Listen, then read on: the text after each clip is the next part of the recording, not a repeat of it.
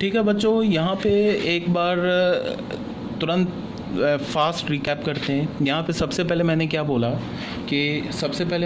कि हमारे पास 3 equations given था और तीनों को हमने मैनिपुलेट करके delta x1 is equal to delta 1 लाए, फिर डेल्टा x1 नहीं delta y is equal to delta 2 and delta z is equal to delta 3 ये ले आए। उसके बाद मैंने क्या बोला, केस 1 मैंने लिया था कि if delta is not equal to 0, इस केस में क्या था, यूनिक सॉल्यूशन था। इस केस में क्या था, यूनिक सॉल्यूशन कंसिस्टेंट था। यहाँ से हमने x का वैल्यू क्या बोल दिया, डेल्टा 1 अपॉन डेल्टा, y का वैल्यू हमने क्या बोला, delta 2 upon delta, and z का वैल्यू क्या बोला हमने, डेल्टा 3 अपॉन डेल्टा। ठीक है, इस केस में अगर तुम प्लेन वाइज डिस्कस करोगे तो प्लेन में क्या हो रहा होगा कि तीनों प्लेन नॉन पैरेलल होगा। ठीक है, और ऐसा हो रहा होगा कि एक प्लेन ऐसा, दूसरा प्लेन ऐसा, ठीक है, और तीसरा प्लेन ऐसे कट करेगा। तो एक पॉइंट पर कट करेगा, इस पॉइंट पर कट करेगा। तो जिस पॉइंट पर कट करेगा वो एक ही पॉइंट होगा जो तीनों प्लेन में कॉमन होगा। तो इस केस में क्या हो जाएगा, सिस्टम कंसिस्टेंट हो जाएगा, यूनिक सॉल्यूशन हो जाएगा। ठीक है, ये तो उसके बाद मैंने ये पैरेलल वाला बताया, फिर से एक बार, कई बार बोल दिया, तुम लोग भी शायद बोर हो रहे होगे कि एक ही बात को सर बार बार बोल रहे हैं, बट इंपॉर्टेंट है, जो बच्चों को नहीं समझ में आया उसके लिए बता रहा हूँ। सेकंड केस में हमने क्या बोला कि ये कोइंसिडेंट के लिए बताया। थर्ड केस में क्या बोला कि तीनों प्लेन्स पैरेलल एंड डिस्टिंक्ट हो गया, इस केस में डेल्टा i 0 हो गया। ठीक है, सिस्टम इनकंसिस्टेंट हो गया, नो सॉल्यूशन हो गया।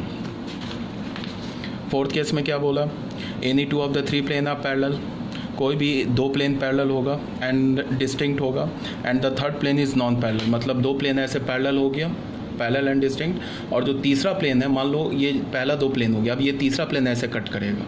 तो इस केस में क्या हो जाएगा, ऑब्वियस सी बात है, कोई भी पॉइंट तीनों प्लेन पे कॉमन नहीं होगा, तो सिस्टम ऑफ इक्वेशन इनकंसिस्टेंट हो जाएगा, नो सॉल्यूशन होगा। इस केस में डेल्टा 0 हो जाएगा और any one of delta is not 0 हो जाएगा। ठीक है, ये हमारा 4th पॉइंट हो गया। अब आ जाओ 5th पॉइंट पे। 5th पॉइंट में हमने क्या बोला, if 2 plane out of the 3 plane are coincident, कोई भी 3 प्लेन में से 2 प्लेन कोइंसिडेंट हो जाए, and the third plane is parallel to the coincident plane, कोई भी 2 प्लेन कोइंसाइड कर जाए, जो 2 प्लेन कोइंसाइड कर जाए ना, जो 2 प्लेन, उसमें से कोई भी एक प्लेन हटा दो, वो हमारे किसी काम का ही नहीं है। मान लो प्लेन 1 और प्लेन 2 कोइंसाइड कर जाए, तो हमने प्लेन 1 को हटा दिया, हमारे किसी काम का नहीं है। अब हम प्लेन 2 और प्लेन 3 के बीच में देखेंगे क्या हो रहा है। तो plane and the third plane जो क्या होगा, पैरेलल हो जाएगा। 2 प्लेन ऐसे कोइंसाइड हो गया, हमने प्लेन P1 हटा दिया। अब P3 को देखा कि ये P2 कैसे पैरेलल हो गया, तो फिर ऑब्वियस सी बात है, सिस्टम इनकंसिस्टेंट होगा, नो सॉल्यूशन होगा। इस केस में भी डेल्टा और डेल्टा i 0 हो जाएगा। ठीक है, ये था हमारा 5th केस। 6th केस में क्या बोला, if 2 plane out of the 3 plane are coincident and the third plane is non parallel to the 2 coincident plane. अब क्या हो जाएगा, 2 प्लेन जो होगा 3 प्लेन के ऐसे कोइंसाइड हो जाएगा, और थर्ड प्लेन जो होगा वो ऐसे नॉन पैरेलल हो जाएगा। 2 प्लेन तो कोइंसाइड कर गया, 2 प्लेन कोइंसाइड कर गया तो एक प्लेन हटा दिया। अब जो थर्ड प्लेन ऐसे कोइंसाइड, ये नॉन पैरेलल हो गया, तो नॉन पैरेलल होगा, उस केस में क्या होगा, सिस्टम ऑफ इक्वेशन कंसिस्टेंट हो जाएगा and have infinitely many solution. ठीक है, यहाँ भी बता दिया। अब जो कंसिस्टेंट होगा, इन्फिनाइटली मेनी सॉल्यूशन एक लाइन पर होगा, तो सिंगल पैरामीटर से हम उसके सॉल्यूशन को लिख सकते हैं। 7th केस में क्या होगा, if all the 3 planes are coincident, तीनों प्लेन क्या हो जाए, कोइंसिडेंट हो गया, पहला प्लेन भी, दूसरा प्लेन भी, तीसरा प्लेन भी। तो 3 में से कोई भी 2 प्लेन हटा दो, एक प्लेन तुम उठा लो।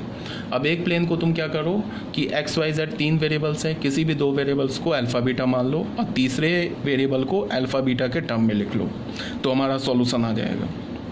इस केस में जो हमारे पास कितने पैरामीटर्स होंगे, 2 पैरामीटर्स होंगे। क्यों होंगे, बिकॉज जो सॉल्यूशन आ रहा है वो प्लेन पर आ रहा है। ठीक है, इसके बाद हमने बताया कोएक्सियल प्लेन। कोएक्सियल प्लेन में मैंने क्या बोला कि तीनों प्लेन से एक लाइन ऑफ इंटरसेक्शन से पास करेंगे। इस केस में डेल्टा और डेल्टा i सब 0 हो जाएगा, सिस्टम ऑफ इक्वेशन कंसिस्टेंट होगा, infinitely many solution single parameter में होगा, क्योंकि इन्फिनाइटली मेनी सॉल्यूशन लाई कर रहा है। इसको हम कैसे चेक करेंगे कि तीनों प्लेन्स आपस में नॉन पैरेलल होगा। ठीक है, फिर भी डेल्टा 0 हो जाएगा। अगर तीनों प्लेन्स आपस में नॉन पैरेलल हो जाए, फिर भी डेल्टा 0 हो जाए, तो फिर तुम क्या बोलोगे कि 2 पॉसिबिलिटी हो सकती है। अगर तीनों प्लेन नॉन पैरेलल हो जाए और फिर भी डेल्टा 0 हो जाए, तो 2 पॉसिबिलिटी हो सकती है। पहली पॉसिबिलिटी क्या, कि तीनों प्लेन एक लाइन से पास कर रहा हो। ठीक है, दूसरी पॉसिबिलिटी क्या, कि कोई भी 2 प्लेन एक लाइन पे इंटरसेक्ट कर रहा हो और तीसरा प्लेन उस लाइन के पैरेलल हो जाए। तो इसको हम कैसे डिफ्रेंशिएट करेंगे कि कौन सी पॉसिबिलिटी है, उसके लिए मैंने ये बताया कि अगर d3 lambda times d1 plus mu times d2 के इक्वल हो जाए, तो ये हमारा कोएक्सियल प्लेन हो जाएगा। ठीक है। कोएक्सियल प्लेन का मतलब तीनों प्लेन लाइन ऑफ इंटरसेक्शन से पास करेगा। इसमें भी डेल्टा 1, डेल्टा 2, डेल्टा 3 सब जीरो हो जाएगा और सिस्टम कंसिस्टेंट हो जाएगा। सिंगल पैरामीटर में हमें इन्फिनाइट सॉल्यूशन मिल जाएगा।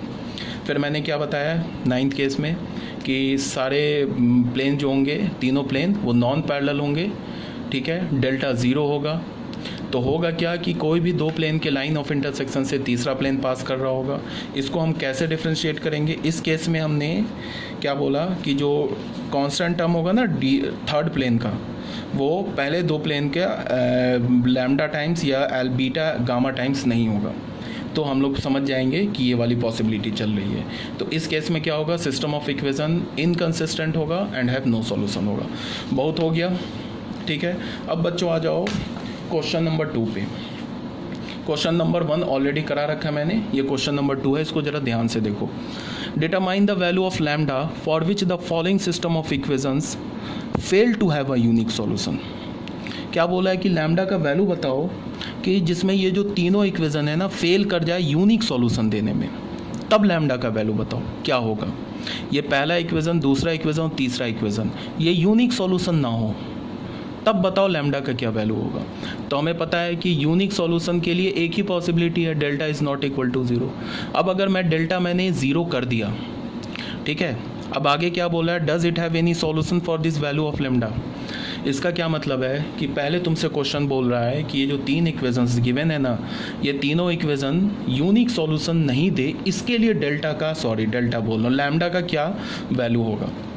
तो यूनिक सॉल्यूशन के लिए तो एक ही केस है, डी नॉट इक्वल टू 0 या delta is not equal to 0, ठीक है। अब अगर हमने क्या किया, डेल्टा को 0 करके लैम्डा का वैल्यू निकाल लिया, तो अब मैंने क्या बोला कि अगर लैम्डा -7/2 के इक्वल है तब तो ये डेल्टा 0 हो गया।